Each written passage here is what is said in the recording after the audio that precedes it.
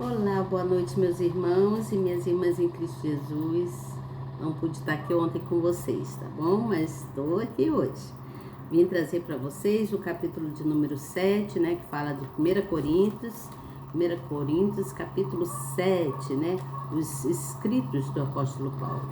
Né? Vamos aqui dar continuidade ao nosso estudo. Gostaria que você prestasse bastante atenção. Isso aqui é de grande importância, tá? É bem importante. Tudo que eu trago aqui para vocês é bem importante. Deixa eu me ajeitar aqui para poder dar início. Gostaria muito que você novo que está chegando se inscrevesse no canal. Faz isso, se inscreva no canal, aperte aí na palavrinha inscrever, no sininho na palavrinha todos. É rápido, fácil e prático. Seja você uma pessoa que gosta de ouvir a palavra do Senhor Jesus e gosta de ouvir a palavra, está sempre pronto a querer a compreender e aprender, não é mesmo? Nós temos que compreender e aprender, né? Temos que entender o que está escrito, né? O que o apóstolo trouxe para a gente como um grande alerta para a gente, tá certo? Então, você novo que está chegando, se inscreva no canal, aperte na palavrinha inscrever, no sininho na palavrinha todos. Depois que você fizer isso, no final você compartilhe essa palavra amiga para alguém. Leve a palavra amiga para uma pessoa bacana, ou qualquer pessoa, né? Bacana é um modo de dizer, tá, gente? Leva para uma pessoa, né, essa palavra amiga, para que todos possam compreender, né, o que o apóstolo Paulo quis deixar para a gente como um alerta, né? Para que a gente venha refletir, pensar, né? Precisamos pensar. Gente, aqui é um barulho terrível de carro. Isso é carro passando na estrada, mas vocês não reparem. Espero que vocês entendam e estejam me ouvindo, né? Espero que vocês estejam me ouvindo. Então, eu sou Elizabeth Guilhermino, estou aqui sempre trazendo uma palavra amiga para vocês. Na primeira oportunidade que Deus me dá, eu estou aqui trazendo a palavra amiga, tá certo? Procuro fazer isso com o maior carinho, com o maior amor para vocês e espero que você goste. E com você gostando, que você leve para outra pessoa, compartilhe a palavra, tá bom? Seja você uma pessoa evangelizadora que gosta de levar o que é bom para outras pessoas, né? É sempre bom a gente distribuir aquilo de amor que a gente guarda dentro da gente. O amor que Deus nos deu, devemos distribuir, né? Tá escrito, né? Tá na escritura. Deus é amor, tá certo? Deus é amor. E daqui para diante vamos dar continuidade então ao nosso estudo. Eu vou falar aqui com vocês então sobre o casamento. Esse capítulo fala sobre o casamento. Preste bem atenção, eu vou ler alguns versículos, depois então eu venho falando alguma coisa aqui no decorrer do que está escrito, tá certo? Esse capítulo vai até o versículo de número 40. Eu vou ter que pular alguns versículos para não ficar muito longo, mas eu gostaria que depois você lesse tudo, tá bom? Aqui o apóstolo Paulo trazendo para a gente aquela palavra de reflexão que nós devemos obedecer, né? E fazer o que é justo, o que é certo diante da palavra do Senhor, né? Que Paulo foi usado também por Cristo para trazer, falar quanto às coisas boas e quanto às coisas que poderiam nos trazer aflição, que pode nos trazer perigo, tá certo? Então preste atenção. Versículo de número 1 diz assim: ora, estou com a minha Bíblia aqui, você já está com a sua? Já está com a sua aí? Aí eu aqui um papelzinho. Eu boto sempre um monte de coisa dentro da Bíblia. Então, já estou com a minha aqui, capítulo de número 7, tá? De 1 Coríntios. Diz assim, ó: ora, quanto às coisas que me escrevestes, bom seria que o homem não tocasse em mulher. Mas, por causa da fornicação, cada um tinha a sua própria mulher e cada uma tinha o seu próprio marido. Eu falei sobre fornicação, sobre adultério no capítulo de número 6. Lembra disso? E aqui nós vamos dando continuidade. E aí diz assim, no versículo 3 diz: o marido pague à mulher a dívida benevolência e da mesma sorte a mulher ao marido. A mulher não tem poder sobre o seu próprio corpo, mas tem-no o marido. E também, da mesma maneira, o marido não tem poder sobre o seu próprio corpo, mas tem-no a mulher. Não vos priveis um do outro, senão por consentimento mútuo, por algum tempo, para vos aplicardes ao jejum e à oração, e depois ajuntar-vos outra vez, para que Satanás não vos tente pela vossa intemperança. Aqui estava dizendo, né? Se tem que haver um acordo entre os dois, né? O marido e a esposa, eles têm que conversar. Se ela está num propósito de fazer um jejum, alguma coisa assim, os dois têm que combinar para que não haja conflito quanto à relação deles, né? Neste caso aqui, quanto à relação sexual, tá certo? E aí, diz lá, aqui no versículo de número 8, vamos pular um pouquinho para o versículo de número 8, que diz assim: digo, porém, que aos solteiros e às viúvas, que lhes é bom se ficarem como eu, mas se não podem conter-se, casem-se, porque é melhor casar do que arder, ou seja, cometer erros, pecados, né? As pessoas, os rapazes, as moças solteiros ou que estão namorando, né? Até as viúvas, né? Que precisam se conter. Muitas das vezes é necessário ficar só do que você cometer o ato do pecado, né? Cometer o pecado por não ter casado, né? Ter relação sexual com uma pessoa sem ter casado. Isso se chama celibato. Celibato é quando uma pessoa decide em querer ou não se casar. Você entende? Celibato é quando uma pessoa decide querer ou não se casar. O celibato é uma prática muito comum entre os religiosos, as pessoas que se abstêm, né, dos prazeres do mundo, né, das coisas que o mundo traz, né? Ela decide que não vai ter relação com uma pessoa, né, com uma pessoa aqui, outra ali, né, mesmo. Então, o celibato diz que é uma pessoa que decide querer ou não ter relação com a outra, ou querer casar-se ou não. Isso é de grande importância, prestar bem atenção nisso.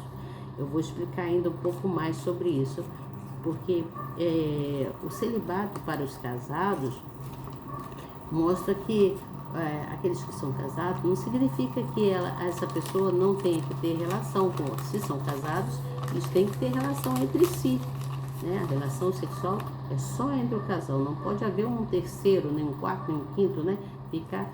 Virar uma bagunça, né? Mas aquela pessoa que escolhe se abster de abster-se de cometer o sexo, ela está se entregando como oferta total para Deus, no caso, para Deus. Aqui, no caso, é para Deus, né? E para o local onde ela reside. Às vezes a pessoa decide, né, que não quer casar, né? E que vai viver para Cristo, e é uma pessoa que vai para a igreja, que faz as obras de Cristo, né? E essa pessoa, então, é reconhecida como um sacerdote, né? Porque o sacerdote que se entrega como oferta para Cristo, né? Se entrega e não permite que outra pessoa venha tocar no seu corpo. Você entende? Então, essa pessoa, como sacerdote, ela se dedica às coisas de Deus, né? Dá ensinamento onde ela vive, né? Mostra que ela se decide por ele ou por ela, o modo de dizer, né? Que a relação sexual para ela não é lá tão importante, né? Mas tem uma coisa que eu vou continuar lendo aqui para explicar para vocês.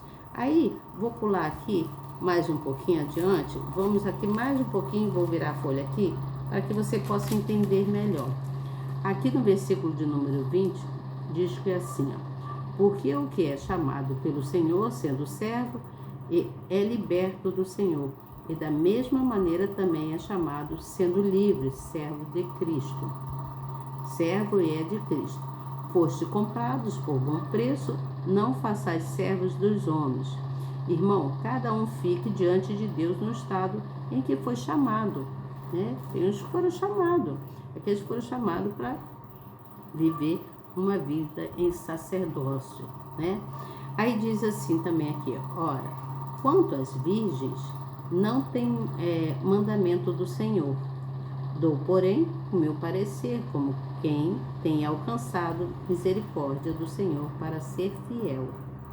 Tenho, pois, por bom, por causa da instante necessidade, que é bom para o homem o estar assim.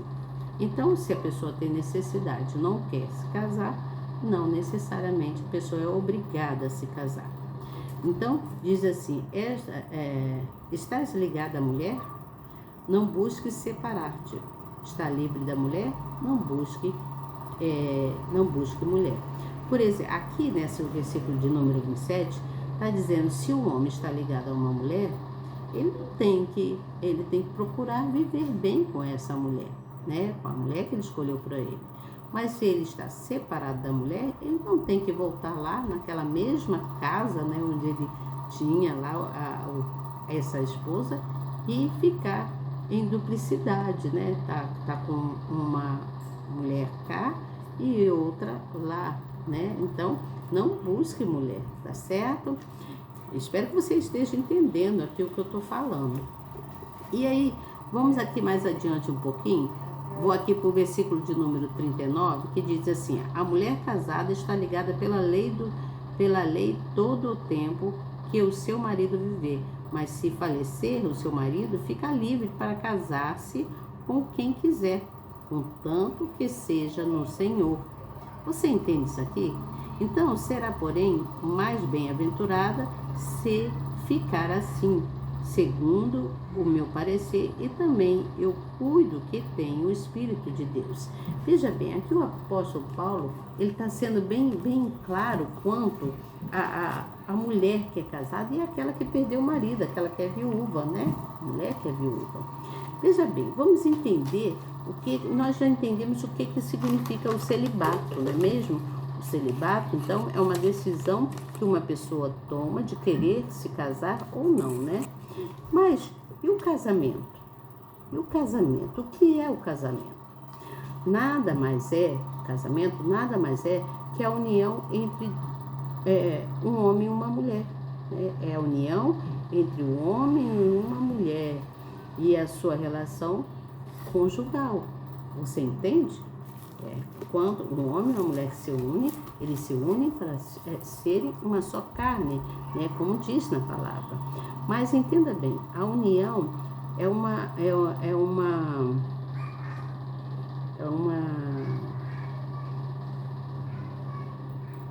está mostrando como se uma figura de um relacionamento também com Deus. Entenda que a união é uma figura do próprio relacionamento de Deus com o seu povo. Você entende? A união de um casal, ou união de todos, ou também só de um casal, né, em si, está mostrando ali um relacionamento de Deus com o povo, né, uma comunhão. Então há uma comparação muito direta entre o amor de Cristo, o amor de Deus, né, pela igreja, e o amor do marido pela esposa. Está escrito em Efésios 5:25. Eu anotei aqui, está aqui escrito no meu caderno. Eu anotei aqui, está escrito, tá? Então, está escrito o seguinte, que o homem e a mulher, eles carregam em si a imagem de Deus. Sabemos que nós carregamos a imagem de Deus, somos imagem e semelhança de Deus. E quando nos unimos, então estamos representando ou estamos renunciando, né, a sermos pessoas egoístas. estamos renunciando a sermos pessoas egoístas quando há uma união entre o casal. Você não está pensando só em si. Quando você se une com uma pessoa, você não pensa só em si. Você pensa nos dois, num todo, né? Nos dois, que vocês se tornaram uma só carne. Então, nesse capítulo que nós estamos lendo aqui, do capítulo de número 7 de 1 Coríntios, Paulo está sendo bem enfático, explicando quanto ao casamento, né? O casamento que é o casamento ou o celibato, né? A escolha é da pessoa. Então, aqui no versículo de número 39, só um minuto, tá, Cássia? Não esqueci de você não, tá? Não esqueci de você não. É minha irmã, gente, querendo jantar já. Só Jesus.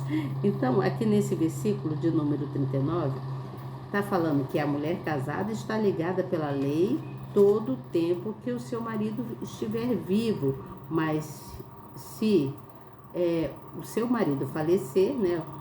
Mas, eu vou ler conforme está aqui, mas se falecer o seu marido, fica livre para casar com quem ela quiser, com quem quiser, contando que seja no Senhor. Não pode ser um casamento de qualquer maneira, mas um casamento que foi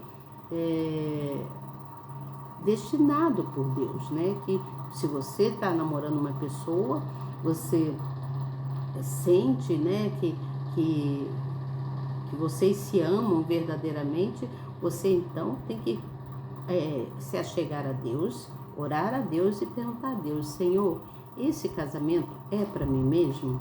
Essa pessoa é para mim? E Deus vai te responder de alguma forma. Mas isso não vale para os incrédulos, tá bom? Os incrédulos que não...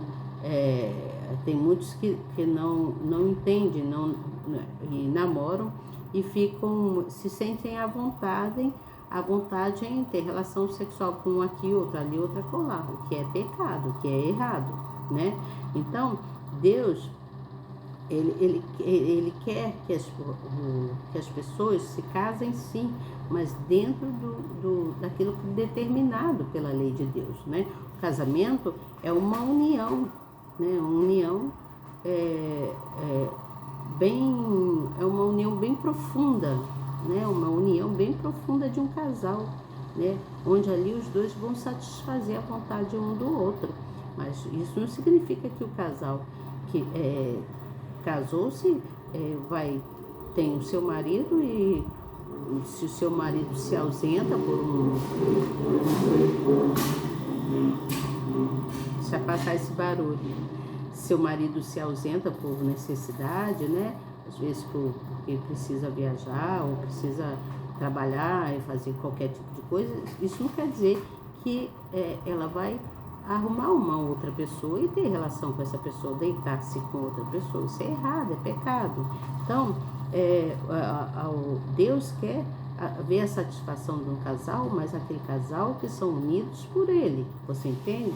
Então, aqui eu poderia falar muito, muito mais, porque quanto à relação do casamento, tem muitos questionamentos, né? Muitas pessoas perguntam muitas coisas, né? E Deus, Ele quer tratar os seus filhos de forma coerente, de forma certa. Ele quer que você faça o que é correto. O casamento é de grande importância, a união de um casal. É de um nível muito, muito profundo, né? Se tornando uma só pessoa. Então é preciso pensar bem, não pode casar-se e praticar o adultério, como nós vimos lá, né? No capítulo de número 6. Então, o casamento vamos falar agora quanto ao casamento com Deus, né? O casamento com Deus é uma comunhão, né? É uma comunhão que nós temos, a comunhão sagrada que nós, indivíduos, temos com Deus. E esse casamento que nós temos com Deus, ele pode valer para a vida toda ou eternamente. E depende de você, depende de cada pessoa. Porque tem pessoas que estão muito bem no caminho de Deus, fazendo o que é correto, e de repente essa pessoa, por permitir que Satanás se aposse dela, né, por permitir. Aí essa pessoa cai em tentação e começa a cometer adultérios, cometer coisas que não condiz com o casamento. Mas eu vou ler uma coisa aqui para vocês, olha só. Aqui, veja bem o que Paulo escreveu aqui, e o que ele escreveu não, o que diz quanto à explicação do casamento ou o celibato. Você quer casar-se ou quer ser uma pessoa que decide não casar-se, não quer casar? Então, seja você uma pessoa honesta e fala com a pessoa, não, eu não quero me casar, eu optei por ser uma pessoa de viver só para Cristo, eu não quero nenhum relacionamento. Mas se você quer um casamento, é a união de um casal, né? É o amor ali, trazendo ali uma satisfação para ambos os casais, para ambas as pessoas, você entende? O casamento é de grande importância. E aqui diz assim, ó, nesse capítulo, Paulo responde a diversas perguntas dos cristãos de Corintos, né, da cidade lá onde eles estavam. Ao considerar as dificuldades da época, veja bem, inclusive a crescente perseguição contra os cristãos, ele orientou aos solteiros a permanecerem nessa condição, na condição que ele vivia. Ele não tinha ninguém. Assim, eles teriam menos preocupações e mais facilidade de se proteger, uma vez que estariam sozinhos. Você entende? Isso para os solteiros. Isso não significa que o casamento perdia sua importância aqui, como diz no Novo Testamento. Não, isso não significa isso. Nem que o apóstolo era contrário ao matrimônio. O apóstolo Paulo, ele achava justo o casamento, mas o casamento que fosse por amor verdadeiro. Um casamento onde os dois se dedicariam um para o outro. Você entende? Onde uma pessoa se dedica um para o outro. Então, aqui diz assim, pelo contrário, sua exortação era apenas uma forma de explicar que era mais fácil sobreviver naquelas condições de perigo e aflição, estando só, do que ao lado de uma outra pessoa. Porque naquela época acontecia N coisas, né? Havia muitas guerras, muitos problemas aconteciam, né? Não que seja, nós não tenhamos problema hoje em dia, temos os nossos problemas, né? Mas são guerras diferentes da época, né? Então, aqui Paulo estava sendo explicando de forma que as pessoas pudessem entender que para não correr risco, aqueles que estavam namorando, né? Se não quer casar, se quer se tornar um celibato, né? Ou é um celibato ou é um casamento verdadeiro. Ou uma pessoa quer se tornar um sacerdote, né? Um sacerdote ligado somente às coisas de Deus, ou a pessoa pode se casar, né? E continuar, permanecer ligado às coisas de Deus, mas só pode nada de ter relações múltiplas, com aqui, outra ali, outra colar. Isso é errado, é pecado, fora as doenças que pegam, né? E tem pessoas que não têm cuidado com o seu próprio corpo. Tem pessoas que você chega perto e você tem vontade de correr. É verdade, porque só o odor faz mal a gente, né?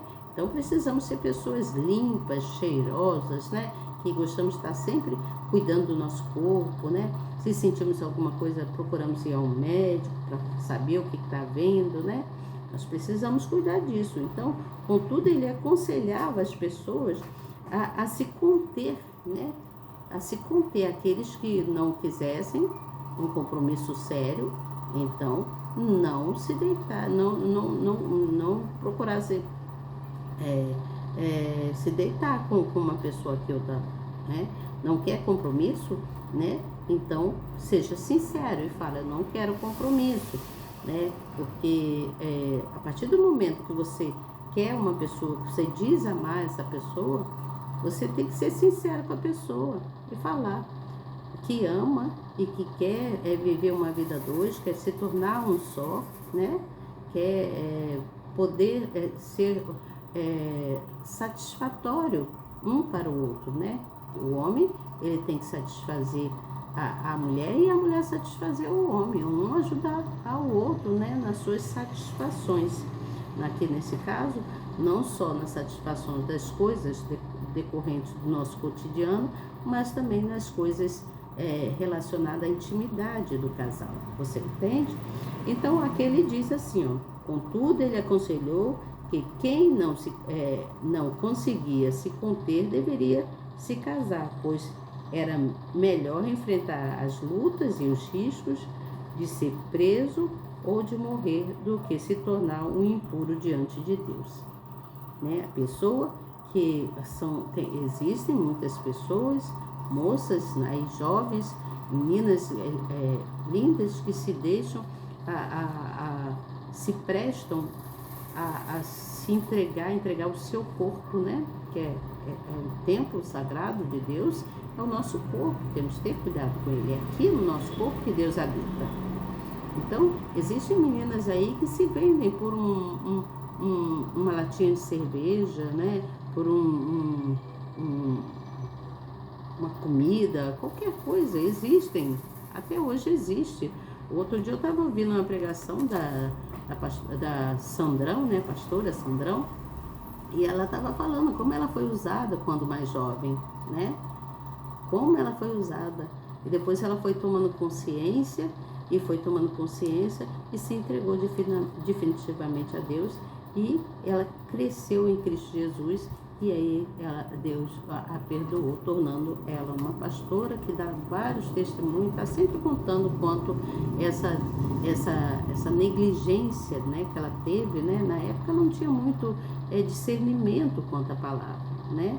Vivia uma vida muito sofrida, assim como tem muitas moças aí, muitas pessoas que vivem uma vida muito sofrida e se deixam levar, né? Então, aqui no versículo de número 5 diz assim: não vos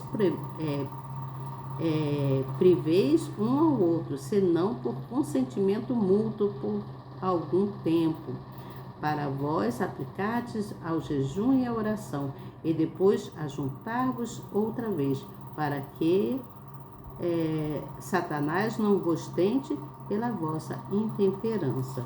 Veja bem, aqui estava falando sobre a abstinência sexual dentro do casamento. Você entende? É aceitável quando o casal, né, estão em comum acordo, quando os dois estão em comum acordo, né? Aí é aceitável. Mas as escrituras falam também que permite que por algum tempo haja essa privação para a dedicação ao jejum ou para algum outro propósito que o casal fez, né? Ou qualquer outro propósito espiritual, né? No entanto, essa abstenção não deve ser prolongada. Nenhuma justificativa pode ser motivo para fazer perdurar a abstenção sexual entre o casal, para que assim não haja tentações e problemas capazes de afetar o matrimônio e a vida espiritual do casal. Você entendeu isso aqui? É muito forte isso aqui e é de grande importância para nós, para todos nós, né? Homens e mulheres, rapazes e moças que estão namorando, viúvos e viúvas, né? Prestem atenção quanto a isso. Pergunte a Deus se você está namorando, né? Faça uma oração e pergunte a Deus: essa pessoa é para mim mesmo? Eu posso, gente, ficar logo vermelhinho no meu rosto. Então, vocês prestem atenção quanto a isto, tá certo? E também vem falando quando você tem que prestar atenção quanto a sua conversão, né?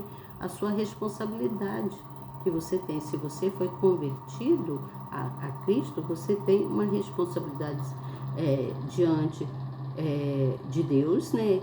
E consigo próprio, diante da sua sociedade, da onde você é inserido, onde você mora. Pelo contrário, aquele que é salvo passa a ter o quê? Um dever ainda maior de ser fiel, né? Nós que somos chamados, precisamos ser muito fiel no relacionamento com Deus e no relacionamento com o nosso cônjuge, com as pessoas que que vive conosco, da qual escolhemos para casar-se, tá certo? Então, tudo isso nós devemos observar. Tem muitas coisas que se pode falar quanto ao casamento. Amanhã eu vou voltar com vocês para falar sobre o amor, né? O amor,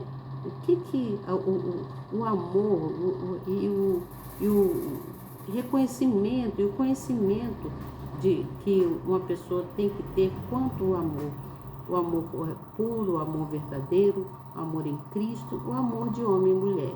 Isso é muito importante, né? Muitas das vezes nós às vezes nos sentimos fracos, né? Por algum motivo, mas aí você tem que se apegar a Deus, para que você venha se fortalecer, né? O que te fortalece está aqui, é a palavra de Deus. O que nos fortalece é a palavra de Deus, né? Se você, aqui é Ele falando com você, né? A Bíblia nada mais é que a voz de Deus para todos nós. E se você não está acostumado a ler a Bíblia, né? Se você se deixa levar pelas coisas cotidianas, né? Que nossa vida é uma vida muito corrida, tira um tempinho para você ler um salmo, né? Para você ouvir o que Deus tem para você através da palavra dele, tá certo? Porque o amor, ele é de grande eficácia na nossa vida. O amor é que levanta o nosso astral. O amor é que nos levanta, faz sermos cada vez pessoas melhores e até a gente muda em todos os sentidos. A vida da gente fica mais alegre, né? Todos nós nos sentimos mais alegres quando estamos amando, né? O amor, ele resplandece sobre o nosso olhar, sobre o nosso sorriso, sobre o nosso ser em si. Então, amar é reconhecer a Deus, né? Reconhecer não só o teu companheiro que você ama de verdade, mas reconhecer o amor de Cristo. Amanhã eu venho falar com vocês sobre isso, sobre essa passagem que Paulo fala sobre o amor e o conhecimento do amor, tá certo? Amanhã eu venho falar com vocês, espero que vocês tenham entendido. Eu poderia falar muito mais, tem muita coisa que se pode falar quanto às tribulações que acontecem, né, num casamento, e quanto às coisas boas e quanto às coisas ruins também, quando a pessoa se deixa levar pelo inimigo, tá certo? Então, que Deus os abençoe grandemente, que você entenda que a sua escolha é que vai te levar por o caminho desejável, né? Aquilo que você deseja. Então, lembre-se que se você quer ser uma pessoa celibata, você tem que escolher entre o celibato e o casamento. Apesar que o casamento não te impede de você ter relações sexuais. Você pode ter relação sexual, deve ter com o seu marido, não, ou com a sua esposa, né? Não procurando outros caminhos na rua, tá certo? E deixa eu ler aqui um negocinho para vocês quanto ao celibato, que eu anotei aqui, ó. Eu anotei aqui, fala assim, ó. O celibato é uma prática comum entre os religiosos, que se abstêm dos prazeres mundanos para se dedicar a servir a Deus. E a pessoas que escolhem se abdicar das coisas do mundo é um sacerdote que se entrega em oferta total aos serviços de Deus e para o local onde reside. Eu falei sobre isso, não é mesmo? Mas existe o celibato para os casados também, pois se mantém a ter relação sexual e ser fiel um para com o outro. Você entende? Um casal, ele tem que ser fiel um para com o outro. Agora, também existe para os solteiros, o solteiro que se abstém da prática sexual, né? Entenda, veja bem, os padres, os bispos e as demais pessoas que recebem a ordem sagrada de Deus, né, devem viver o celibato na missão da qual Deus lhe colocou. Você entende? Devem viver o celibato.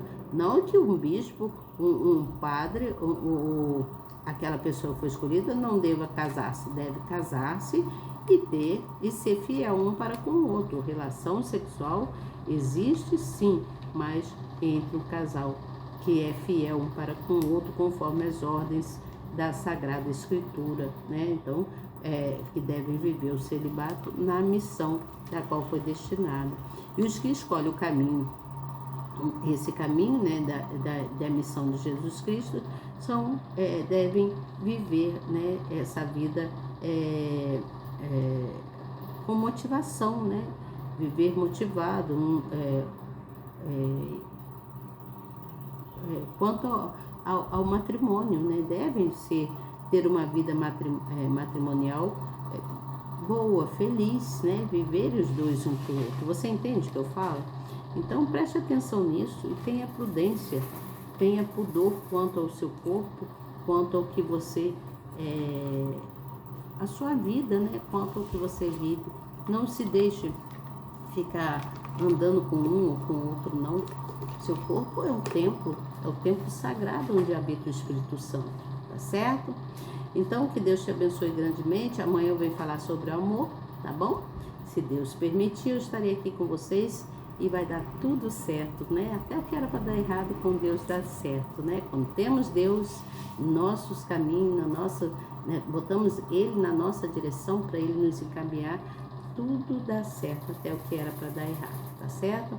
Que Deus te abençoe grandemente. Pai, eu quero te agradecer por essa oportunidade, o Senhor me deu de estar aqui, contribuindo, Senhor, com a Tua palavra, levando o Evangelho, levando aquilo que eu entendo, aquilo que eu aprendo, Senhor, para todos, e que o Senhor possa estar sempre presente nas nossas vidas. Quero pedir também, Senhor, por aquele povo lá do Rio Grande do Sul. Pai, são tantos sofrimentos, Senhor, mas eu creio que só o Senhor pode fazer um renovo. O renovo está nas mãos do Senhor, para toda a humanidade. Entregamos as nossas vidas, o nosso eu, o nosso querer nas suas mãos, gratos de que com o Senhor seremos felizes, que a felicidade está no Senhor, as boas aventuranças estão no Senhor. Em nome do Pai, do Filho e do Espírito Santo eu agradeço. Amém e graças a Deus. Até amanhã, se Deus quiser, gente. Muito boa noite para vocês. Fiquem em paz, fiquem com Deus. Tchau.